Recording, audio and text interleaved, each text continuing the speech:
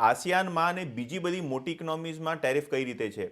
Pakistan, Bangladesh, China, Vietnam જેવા textile exporting અને મિસિલિનિયસ exporting herbs જે છે એ ભારત કરતાં વધારે ટેરિફ આપી રહ્યા છે, 20-25, ઇનફેક્ટ ચાઇના ઉપર 34% ટેરિફ છે.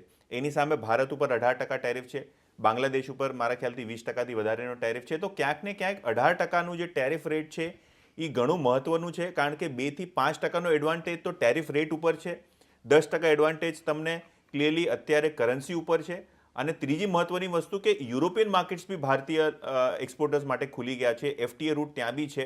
એટલે ક્યાંક ને ક્યાંક આપણે જોઈએ તો હોલિસ્ટિકલી ભારતીય એક્સપોર્ટરોને ખૂબ ફાયદો થાય છે. અને આજના સત્રમાં તમે જુઓ તો ઘણા બધા એવા એક્સપોર્ટિંગ સ્ટોક્સ છે જે 20%ની સર્કિટ ઉપર છે, 15% ઉપર છે, 10% ઉપર છે. તો ક્યાંક ને ક્યાંક એક મોટી રાહતની વસ્તુ આજે ભારતીય એક્સપોર્ટરો માટે આપણને જોવા મળી રહી છે.